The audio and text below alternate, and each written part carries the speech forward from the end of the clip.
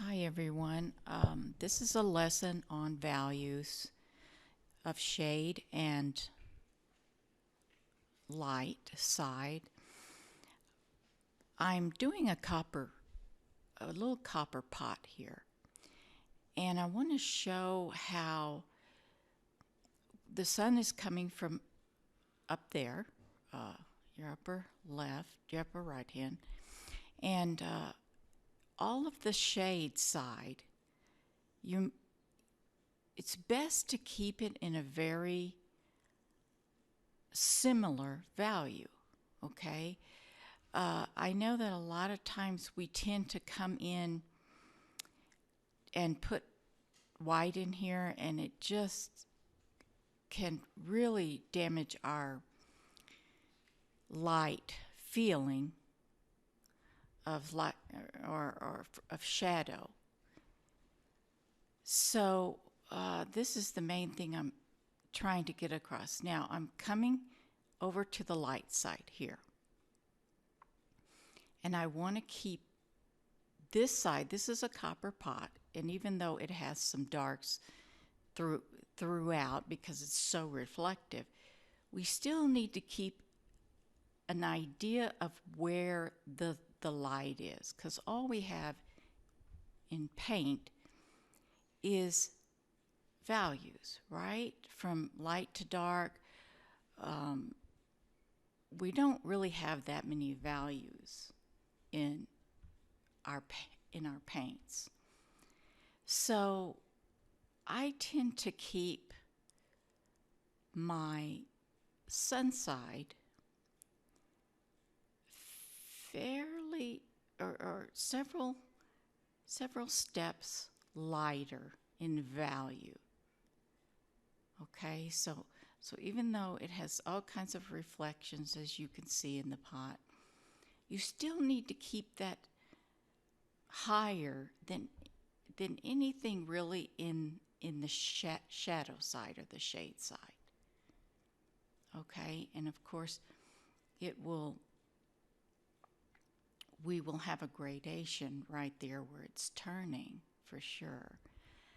But you see how I pull some real darks into the shade side of this pot, because that's the only way we have to have it turn away from the light. Okay, so I wouldn't bring any white in that side at all.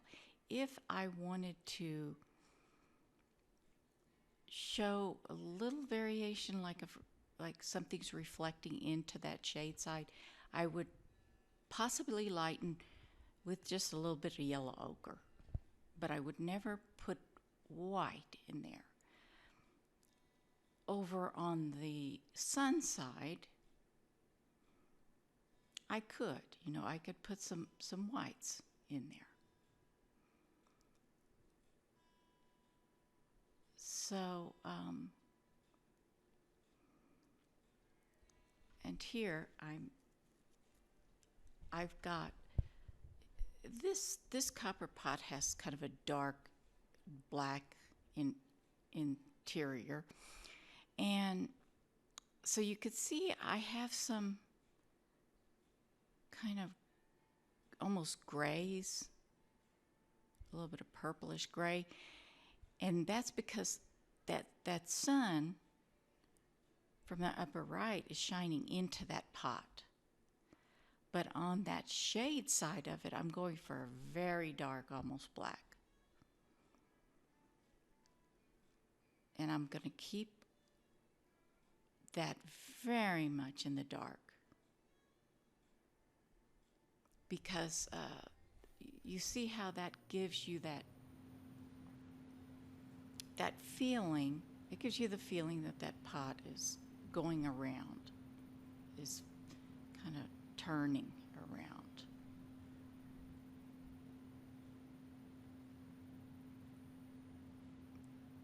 But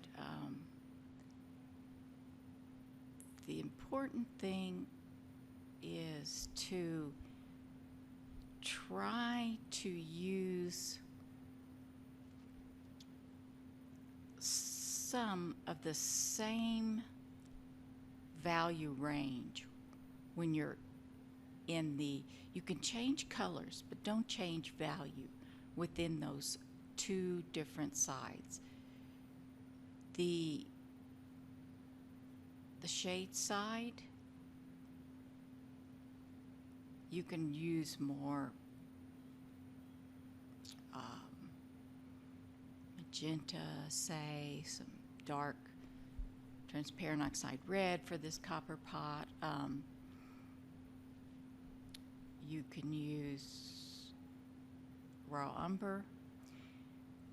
But over on this sun side that we're working on here, we want to keep it, we can put many different colors there as well.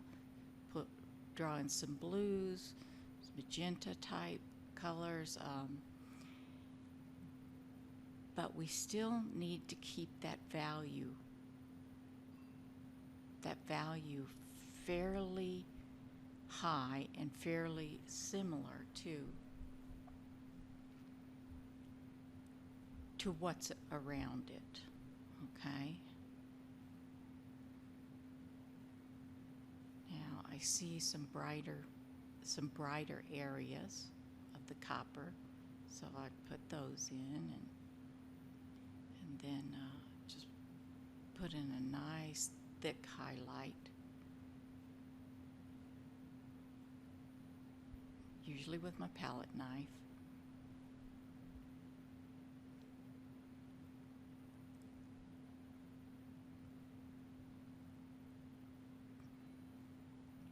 But to me, the main reason I made this is just to show how important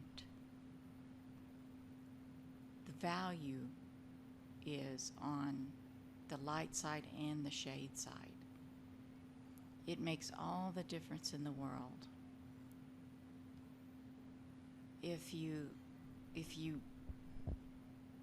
That's where you need to squint down as well, because a lot of times you'll look at a pot like this and you'll think, well, look at all that reflection in the shade side. But when you squint down, you see it's not near as light as you think. And so our eyes, when we focus on like the shade side of that pot, our eyes really deceive us. We may come in there and put light, put some white in there, and then we lose totally that sense of shade side.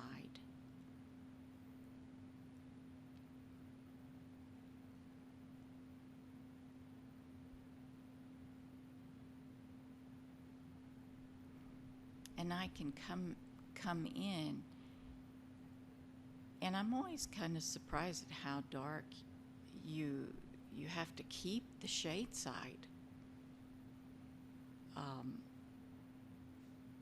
Often you have to put raw umber in it. You have to tone it down with possibly some sepia, some magenta.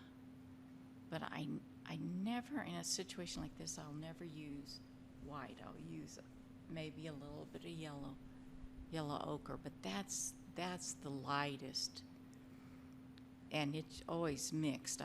I couldn't even put straight yellow ochre in there. It would be too light. So just think about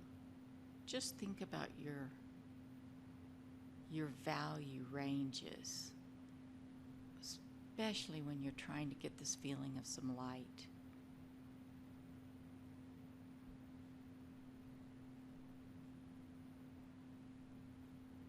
And some bulk